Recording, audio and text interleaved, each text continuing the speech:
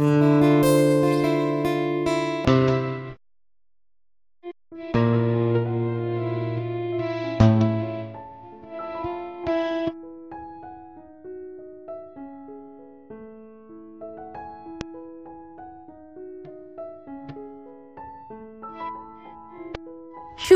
বন্ধুরা, কেমন আছো তোমরা সবাই? আশা করছি সবাই খুব ভালো আছো আর সুস্থ আছো, আর আমরাও বেশ ভালোই আছি।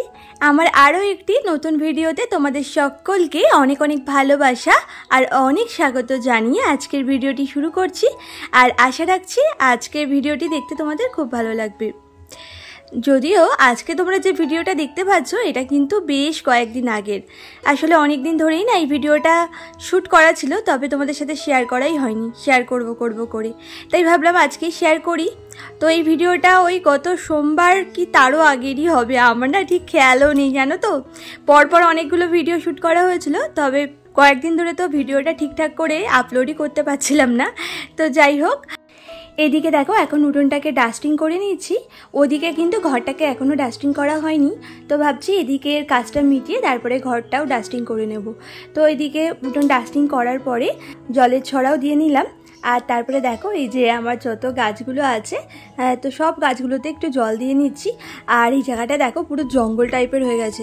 আসলে আমাদের নতুন ঘরে তো কাজ হচ্ছে, তো এই গাছগুলো না ওই পাশে ছিল, বেশ সুন্দর করে সাজানো ছিল। তোমরা তো আগের ভিডিওগুলো যারা দেখেছো তারা তো জানো ওদিকটাতে রাখা ছিল, ভালোই লাগতো দেখতে।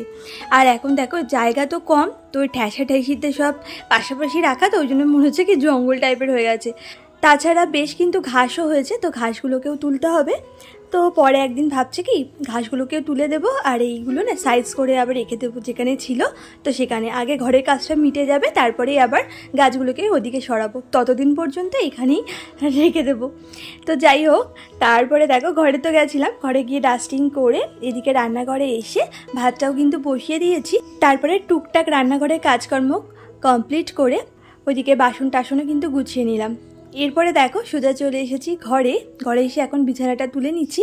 মাম্মা ওদিকে ব্রাশ করতে চলে গেছে, আর এখন তোর গরমের ছুটি আছে, আর তার জন্য জানো তো একটু ধীরে সুস্থেও কাজগুলো করতে পারছি।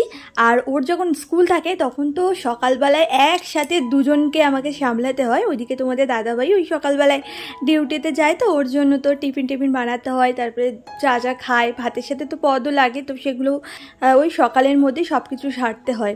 দুপুরের রান্নাটাও কিন্তু আমাকে সকালবেলায় সারতে হয়, তো সেটাও সারি। ওইদিকে মাম্মামকে স্কুলে পাঠাতে গেলে ওর পেছনেও কতক্ষণ সময় দিতে হয়, ওকে স্নান করানো, খাওয়ানো, রেডি করানো।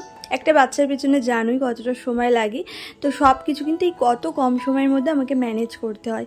আর যেহেতু ছুটি আছে, হ্যাঁ সে কারণে একটু নিশ্চিন্ত, মানে কয়েকটা দিন। তো যাই হোক, একদিকে তো নিশ্চিন্ত, আর একদিকে জানো তো মনে মনে মাঝে মাঝে রাগও হয়। কিসের জন্য বলো তো? এত দুষ্টু করে না বাড়িতে বসে যে কি বলবো। তখন মনে হয় কি স্কুল ছিল সেটাই বরং ভালো ছিল, এমন মনে হয় জানো না।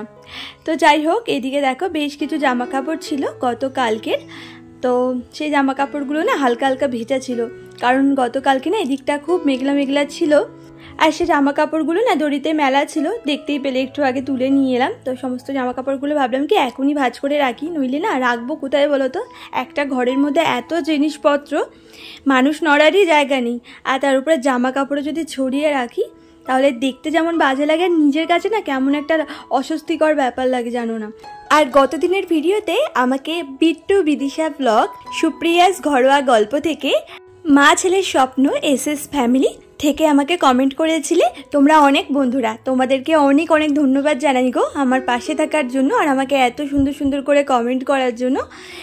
তোমাদের কমেন্টগুলো জানো তো অপেক্ষায় থাকি যে আমার বন্ধুরা আমাকে কখন কমেন্ট করবে, আর তোমাদের প্রত্যেকের কমেন্টের তো আমি রিপ্লাই দিয়েই দিই। তা সত্ত্বেও ভিডিওর মধ্যেও তোমাদের নামগুলো নিয়ে নিই। আর আজকের ভিডিওটা না বড্ড ছোট জানো তো, জানি না তোমাদের কেমন লেগেছে, আমাকে অবশ্যই কিন্তু কমেন্ট করে জানিও। তো চলো বন্ধুরা, আজকের ভিডিওটা এই পর্যন্তই শেষ করলাম। সবাই ভালো থেকো।